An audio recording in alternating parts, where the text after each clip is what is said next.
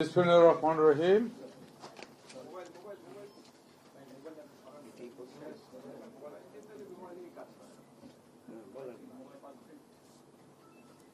DLRI উদ্ভাবিত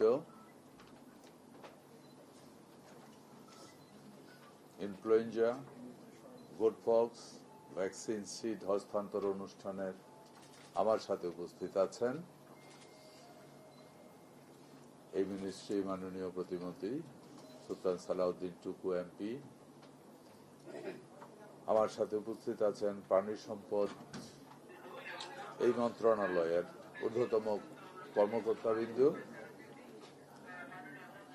প্রাণী সম্পদ অধিদপ্তর ও বাংলাদেশ প্রাণী সম্পদ গবেষণা ইনস্টিটিউটের মহাপরিচালক বৃন্দ, সম্মানিত বিজ্ঞানী গবেষক বৃন্দ, বিশ্ববিদ্যালয়ের সম্মানিত শিক্ষক বৃন্দ, বিভিন্ন শিল্প উদ্যোক্তা, খামারি প্রতিনিধিবৃন্দ ও শুধু ভ্যাকসিন উৎপাদনকারী প্রতিষ্ঠানের প্রতিনিধিবৃন্দ, উপস্থিত প্রিন্ট ও ইলেকট্রনিক মিডিয়ার সাংবাদিক বৃন্দ, উপস্থিত সুধীজন, আসসালামু আলাইকুম।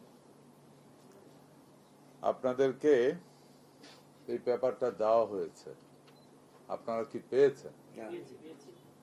আলহামদুলিল্লাহ। আমার মনে হয় যেহেতু আপনারা পেয়েছেন, আমি আর একটু পরে পঠিত বলিয়া গণ্য হইল বলতে চাই।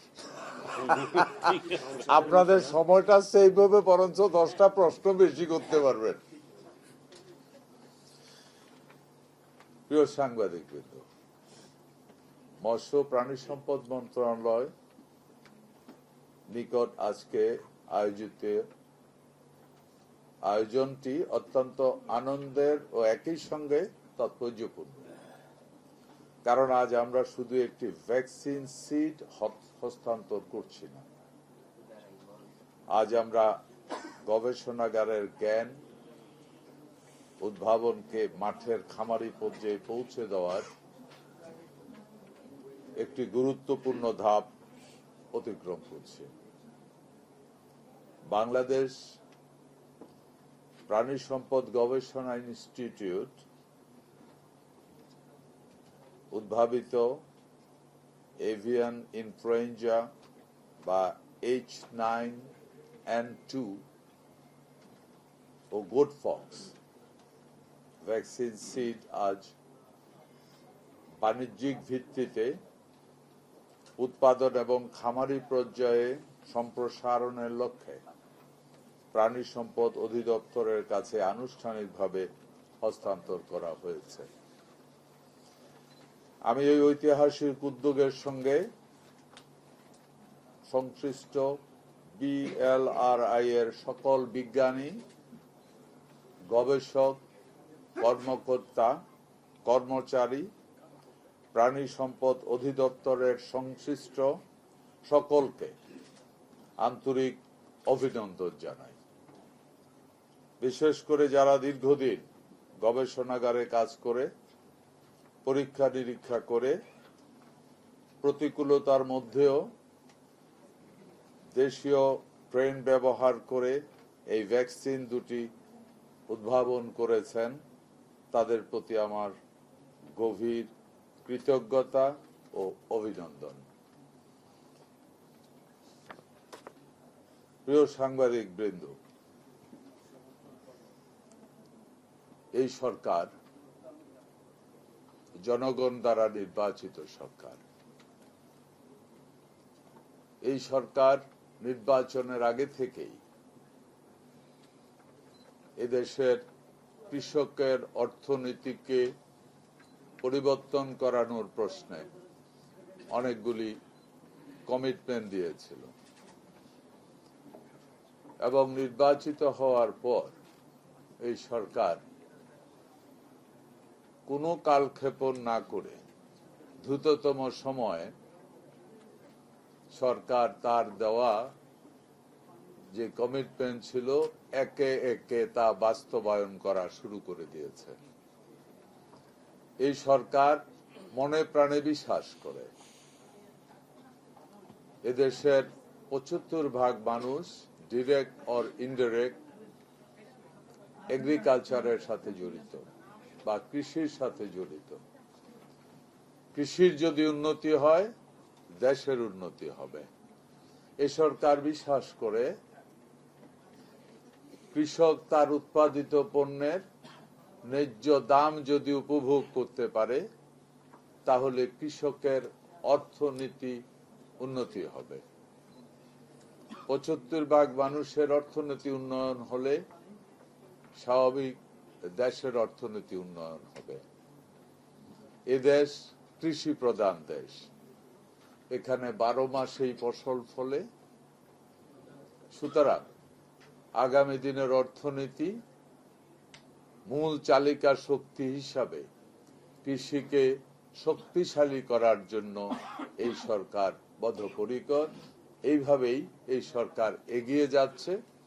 আপনারা দেখেছেন এরই মধ্যে কৃষিকে শক্তিশালী করার জন্য কৃষকের দীর্ঘদিন ধরে যে সমস্যা ভুগছিল, ক্ষুদ্র প্রান্তিক কৃষকেরা 5, 7, 10 হাজার টাকা লোন নিয়ে তারা প্রচন্ড ভাবে সাফার করছিল। সরকার ক্ষমতায় আসার খুব কম সময়ের মধ্যে এই ক্ষুদ্র এবং প্রান্তিক কৃষকদের 10,000 টাকা মওকুফ করে দিয়েছে এবং এই মওকুফের অর্থ এই নয় ব্যাংকে ক্ষতিগ্রস্ত করেছে। সরকার যে কয় টাকা কৃষকের লোনের যে কয় টাকা মাফ করে দিয়েছে, যে যেই ব্যাংক থেকে লোন নিয়েছিল সরকার সেটা ওই ব্যাংকে টাকাটা কৃষকের পক্ষ থেকে দিয়ে দিয়েছে। তার মানে এই প্রথম কৃষকের লোন মাফ করেছে, ওই ব্যাংকের যেই ব্যাংক থেকে লোন নিয়েছে ওই ব্যাংকের সমপরিমাণ টাকা সরকার পৌঁছে দিয়েছে। এতে করে ব্যাংক ক্ষতিগ্রস্ত হয়নি। একই সাথে ফ্যামিলি কার্ড থেকে শুরু করে কৃষক কার্ড, খাল খনন কর্মসূচি, এই খাল খনন দীর্ঘদিন ধরে খাল খনন বন্ধ ছিল। এক যুগের উপরে খাল খনন কোনো কর্মসূচি ছিল না, যার কারণে হঠাৎ করে বন্যা হয়ে যেত। কারণ পানি নিষ্কাশন ব্যবস্থা যেটা ছিল এটা অলমোস্ট বন্ধ হয়ে গিয়েছিল। আমরা এবার থেকে বাংলাদেশের যত খাল আছে 5 বছর মেয়াদী পরিকল্পনা নিয়েছে। প্রত্যেক বছরে, এই বছরে আপনারা জানেন আমি এগ্রিকালচার মিনিস্ট্রির সাথেও আমার দায়িত্ব আছে। এগ্রিকালচার মিনিস্ট্রির পক্ষ থেকে এবং অন্যান্য ডিপার্টমেন্টের যার ভাগে যত খাল পড়েছিল, গুড নিউজ হলো এগ্রিকালচার মিনিস্ট্রিও যেই পরিমাণ দায়িত্ব পড়েছিল এই বছরে তার প্রায় 90% কাজ শেষ করে ফেলেছে। কারণ এই সরকার যাকে যে দায়িত্ব দেয় ওই দায়িত্ব তাকে পালন করতে হয় এবং পালন যে করেছে এটা আবার প্রমাণ করতে হয়। এখানে কাগজে পত্রে নয়, প্র্যাকটিক্যালি কাজ করতে হচ্ছে। এটাই সরকার বিশ্বাস করে। আসেন কৃষিকাজ, এদেশের কৃষকের উৎপাদিত পণ্য ন্যায্য দাম পাওয়া, পণ্য উৎপাদনের কোন ধরনের পণ্য উৎপাদন করবে এ ব্যাপারে অগ্রিম ইনফরমেশন দেওয়ার জন্য এবং সার থেকে শুরু করে উৎপাদিত পণ্যের ন্যায্য দাম পাওয়ার জন্য কৃষক কার্ড অনেক বড় ধরনের ভূমিকা রাখবে। এরই মধ্যে আমরা কৃষি কার্ডের কাজ দ্রুত গতিতে এগিয়ে চলছে। আজকের এখন পর্যন্ত সম্ভবত ক্লোজ টু 13 লক্ষ কার্ড আমাদের রেজিস্ট্রেশন হয়ে গেছে। আমরা 3 বছর মেয়াদী যে পরিকল্পনা ছিল সরকার চেষ্টা করছে, কাজ করছে, ইনশাআল্লাহ হয়ে যাবে। 3 বছরের আগেই কৃষি কার্ডের যেই রেজিস্ট্রেশন যেটা আছে এটা তার আগেই ইনশাআল্লাহ হয়ে যাবে। প্রিয় সাংবাদিক বিন্দু, আমি আমার লিখিত বক্তব্যের বাইরে যা ছিল আমি বলেছি। বাকি পেপারটা আপনাদের কাছে আছে। আপনারা যদি অনুমতি দেন বাকি লেখাটা আমি পড়িত বলিয়া গণ্য হইল এটা বলিতে পারলে আমার জন্য সুবিধা হয়। কারণ আমার কয়েক পাতা আপনারাও পড়েছেন, আমিও বলে যাব, বরঞ্চ তার থেকে বেশি আপনারা সচেতন মানুষ, সাংবাদিক, আপনাদের সহযোগিতা, আপনাদের দুটা প্রশ্ন, আপনাদের প্রশ্নটা মানে জনগণের প্রশ্ন, এই প্রশ্নের যদি সঠিক উত্তর দিতে পারি অনেক ভালো হবে। আর সর্বশেষ এটুকু বলে যায় ক্লোজিং এর আগে, আজকে যে উদ্ভাবন এখানে এসেছে এটা নিঃসন্দেহে অনেক অনেক অনেক প্রশংসনীয়। আমি পশুপালন বিভাগ যেটা আছে, এখানে ডিজি সাহেব আছে, মানে যারা উদ্ভাবন করেছে, আমি সবার জন্য আমার পক্ষ থেকে সবাইকে আরেকটা হাততালি দেওয়ার জন্য অনুরোধ করছি। আসলে সমস্যা থাকবে, রোগ ব্যাধি আছে, রোগ ব্যাধি থাকবে। আমরা এটা আমদানি করতাম, আমরা এই দেশকে স্বয়ংসম্পূর্ণ শুধু খাদ্যতে নয় সেফ ফুডেও আমরা স্বয়ংসম্পূর্ণ হতে চাই। যার কারণে এই ভ্যাকসিন অত্যন্ত গুরুত্বপূর্ণ ব্যাপার, বাট আমরা এটাকে আমাদের আগে 100% ইম্পোর্ট হতো, আগামী দিনগুলিতে আমরা আমাদের ল্যাবেই বা আমাদের ফ্যাক্টরিতেই প্রোডাকশন করার প্রস্তুতি নিচ্ছি। আপনাদের সহযোগিতা চাই। ধন্যবাদ আপনাদেরকে। আমাকে তাইলে বাকিটা আপনারা প্রশ্ন করতে পারবেন। ধন্যবাদ। আসসালামু আলাইকুম। প্রকল্প 2024 সালের জুনের আগে দুইটা ভ্যাকসিন উদ্ভাবন করেছে, কিন্তু একটা ভ্যাকসিন হস্তান্তর করেছে ফেব্রুয়ারি 2025, আরেকটা ভ্যাকসিন প্রায় 2 বছর উদ্ভাবনে 2 বছর পর আজকে হস্তান্তর করা হচ্ছে। এত বিলম্ব কেন সময় নেওয়া হলো? এটা আসলে মাঠ পর্যায়ে আসলে এটা থাকবে কিনা, এত দেরিতে কেন হস্তান্তর করা হলো? ধন্যবাদ আপনাকে। দেখেন, আমি ব্যক্তিগত জীবনে আমিও সায়েন্টিস্ট না, কিন্তু স্যারের একটা বক্তব্যে আমি একটা জিনিস ক্লিয়ার হলাম। ধন্যবাদ। স্যারের একটা বক্তব্যে আমি একটা জিনিস ক্লিয়ার হলাম, ভ্যাকসিন অত্যন্ত সেন্সিটিভ জিনিস। পৃথিবীর যে কটা সেন্সিটিভ জিনিস আছে তার ভিতরে একটা ভ্যাকসিন। সাধারণত একটা ভ্যাকসিন উৎপাদন করতে বা ফাইনাল করতে এমনও হয় 1 যুগও লেগে যায়, তাই না স্যার? অনেক সেন্সিটিভ জিনিস। হ্যাঁ, যেমন আমরা ওই যে কি হলো, কি রোগ আসছিল কিনা, করোনাকালীন দেখেন অনেকে ভ্যাকসিন দিছে, এখন কেউ শরীর চুলকাইলেও কোনো ভ্যাকসিনের কারণে নেই, এটা তো তাড়াতাড়ি উদ্ভাবন হয়েছিল। ভ্যাকসিন একটু সেন্সিটিভ জিনিস। সো এটা আসার আগে, এটা মাঠ পর্যায়ে নেওয়ার আগে আরো পরীক্ষা নিরীক্ষা প্রয়োজন ছিল। সেকেন্ড, স্যার যে কথাটা বলেছে যে এটাও প্রত্যেক বছর আবার আপডেট করতে হয়, কারণ প্রাণীদের বা ওই ইয়েদের রেজিস্ট্যান্স এসে যায়, সো এটাকে আপগ্রেড করতে হয়, এই কারণেই ডিলে হয়েছে। এটা থাকবে। আমি একটু সাবডিভিড করি, এটা তো একটা ব্যয়বহুল প্রকল্প, ব্যয়বহুল কাজ, এবং প্রশ্ন ছিল এটাকে টেকসই করতে হলে অর্থায়ন দরকার। সেই অর্থায়ন সরকার একা করতে পারবে নাকি প্রাইভেট পাবলিক পার্টনারশিপে? গভর্নমেন্ট এই মুহূর্তে প্রাইভেট পাবলিক বা গভর্নমেন্ট পাবলিক পার্টনারশিপে যাওয়ার কোনো পরিকল্পনা আমার জানা মতে নেই। এই ধরনের সেন্সিটিভ প্রোডাক্ট যেটা, এটা প্রাইভেট পাবলিক পার্টনারশিপে যাওয়ার এখন পর্যন্ত আমার কাছে কিছু নাই। গভর্নমেন্ট যত টাকাই খরচ হোক, গভর্নমেন্ট নিজে এটা কন্ট্রোল করার প্রস্তুতি নিয়েছে, এবং আমাদের প্রচুর ল্যান্ড আছে, ল্যাব আছে, সম্পূর্ণ ল্যাব আছে, অত্যন্ত আধুনিক ল্যাব আছে। প্রয়োজনে আমরা জয়েন্টলি হয়তো রিসার্চ সেন্টারকে আমরা হয়তো জয়েন্টলি টেকনিক্যাল জয়েন্ট ভেঞ্চার আসতে পারে, এটা গভর্নমেন্ট টু গভর্নমেন্ট হতে পারে। হ্যাঁ, কিন্তু প্রোডাকশনটা আমাদের নিজস্ব, গভর্নমেন্টের নিজস্ব ল্যাব বা নিজস্ব ফ্যাক্টরিতে করার পরিকল্পনা এখন পর্যন্ত। ধন্যবাদ আপনাকে। মাননীয় মন্ত্রী, আমার একটা প্রশ্ন, আপনি গুরুত্বপূর্ণ 3টা মন্ত্রণালয়ের দায়িত্বে আছেন বলতে গেলে, তিনটাই মানুষের স্বাস্থ্য এবং চিকিৎসা, এটার সাথে মানে একদম ওতপ্রোতভাবে জড়িত।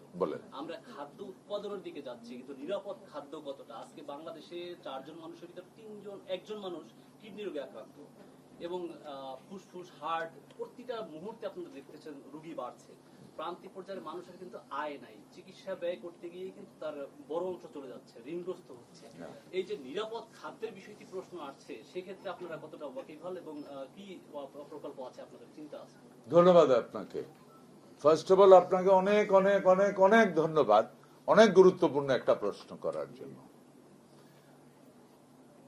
সরকার এ ব্যাপারে যথেষ্ট সচেতন, বিশেষ করে এই সরকার।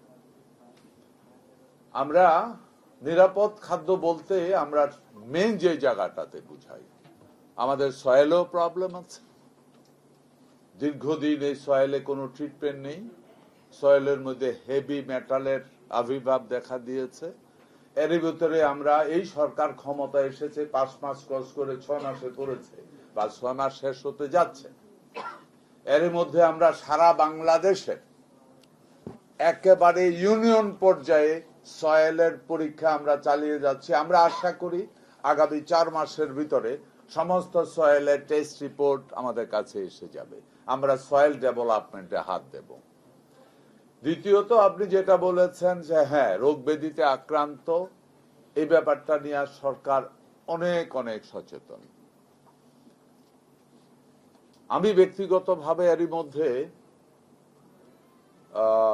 বিশেষ করে পেস্টিসাইড নিয়ে, one of the major reason pesticide সারা বিশ্বব্যাপী ব্যবহার করে, কিন্তু পেস্টিসাইডের কিছু কি বলবো, কিছু ডিফারেন্ট ক্যাটাগরি আছে। এগুলি কিছু দীর্ঘ সময়ের যে ক্রপ হয়তো ওটাতে ব্যবহার করা হয়, শর্ট টাইম যে ক্রপ ওটার জন্য হয়তো ভিন্ন পেস্টিসাইড। কিন্তু আমাদের এখানে দুর্ভাগ্যজনক হলেও সত্য, এই ধরনের কোনো নীতিমালা ছিল না। নেক্সট হলো যেটা, সেটা হলো এই পেস্টিসাইডগুলি ব্যবহার করার নিয়ম নীতির প্রশ্নেও কোনো নীতিমালা ছিল না। আমদানির প্রশ্নে কি কি ধরনের পরীক্ষা করা উচিত বা করতে বাধ্য, এই ধরনের কোনো নীতিমালাও ছিল না।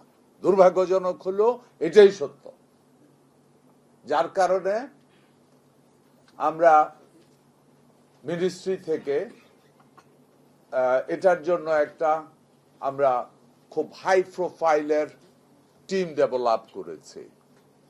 এটা গভর্নমেন্টের লোক, বাইরের যারা এই ব্যাপারে প্রচন্ড প্রফেশনাল, ওদেরকে নিয়ে আমরা একটা টিম গঠন করেছি। আমি আশা করছি আগামী 1 মাসের মধ্যে, কারণ এই 4 মাসের মধ্যে কিন্তু আমরা কয়েকটা মিটিং করেছি এই পেস্টিসাইড রিলেটেড ইয়ে নিয়ে। আমি আশা করছি আগামী 1 মাসের মধ্যে তাদের কাছ থেকে আমরা একটা প্রস্তাবনা পাবো। ইম্পোর্ট, অ্যাপ্লাই, সেলস, 3টা মিলিয়ে একটা প্রস্তাবনা পাবো। এই প্রস্তাবনার পরে আমরা আবার এটা যাচাই বাছাইয়ের ভিতরে যাব। তারপরে আমরা লার্জ স্কেলে আমরা আরেকটা মিটিং এ বসবো, ওখানে অ্যাপ্রুভাল পরে আমরা এটা সরকার পর্যায়ে এটা অ্যাপ্রুভালের প্রস্তুতি নেব। এখানে যখনই সরকারি পর্যায়ে যখনই বলা হয় যাচাই বাছাই করে কমিটি গঠন করেছি, তখন সবার নিজের অজান্তে ব্যাক মাইন্ডে একটা জিনিস আছে, এই যে প্রস্তুতি গ্রহণ করেছে এই প্রস্তুতির টাইম লিমিট কত কেউ তো জানে না। আপনাকে বলে দিচ্ছি, আমরা 4 মাসের ভিতরে 3টা মিটিং করেছি। আজ থেকে 1 মাস আগে একটা মিটিং করেছি, কমিটি গঠন হয়েছে, আগামী 1 মাসের মধ্যে আমাদের রিপোর্ট এসে যাবে। সো আমরা প্রচন্ড সিরিয়াস এই ব্যাপারগুলিতে। মানুষ, এই দেশ এদেশের মানুষের জন্য, মানুষে যদি বাঁচতে না পারে তাহলে দেশে থাকবেটাকে। সো এই ব্যাপারে গভর্নমেন্ট প্রচন্ড সিরিয়াস। ধন্যবাদ আপনাকে, ধন্যবাদ। ও আপনার প্রশ্ন বাকি আছে? দেন দেন, আমি দাঁড়াইছি, বলি আপনার বলেন। জি,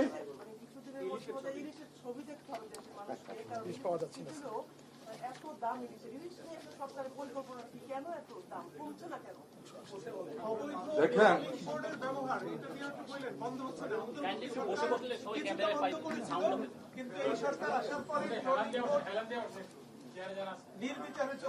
জি জি জি জি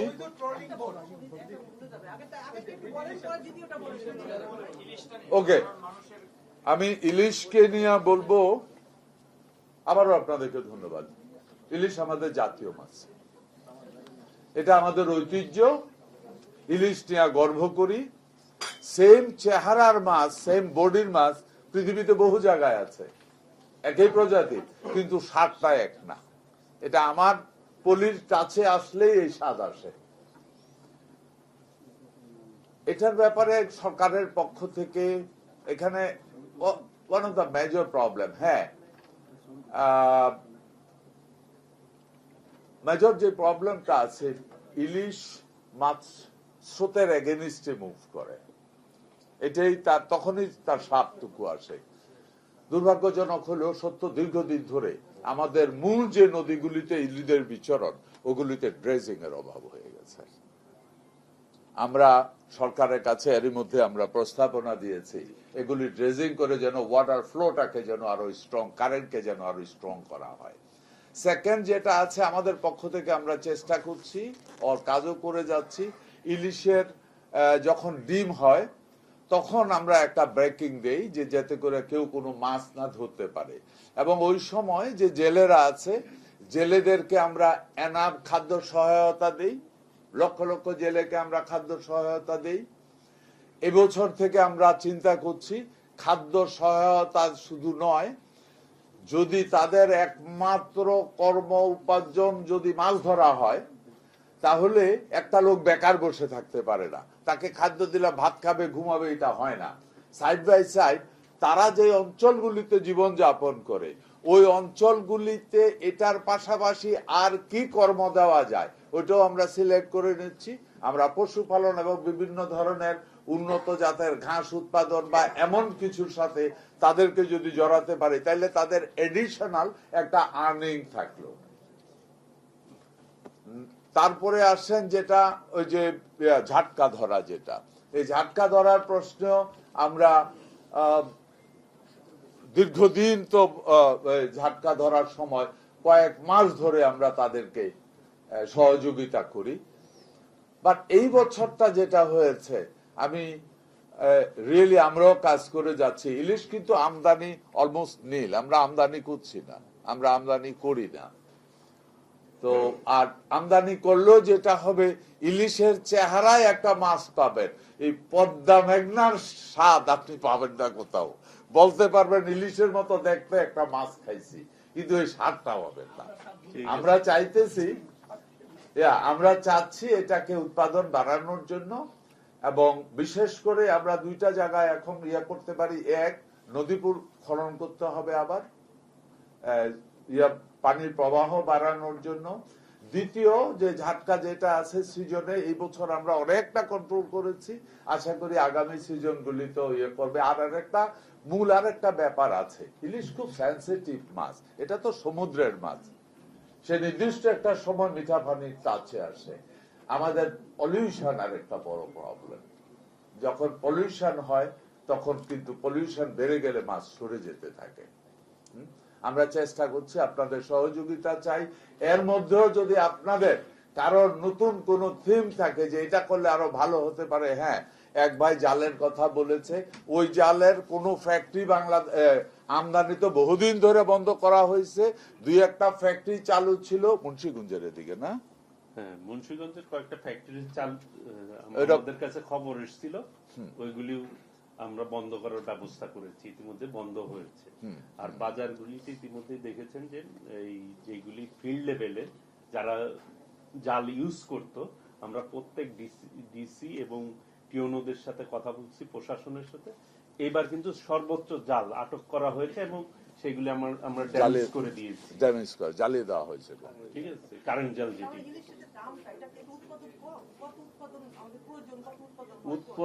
উৎপাদন কিন্তু অনেক বৃদ্ধি পেয়েছে, গতবারের চাইতে উৎপাদন এবার বৃদ্ধি পেয়েছে।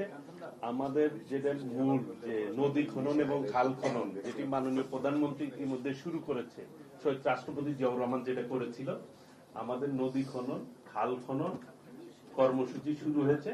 সামনের বছর আমাদের দিন দিন এটা আপনারা ডেভেলপ করতে সক্ষম হবেন ইনশাআল্লাহ। ধন্যবাদ।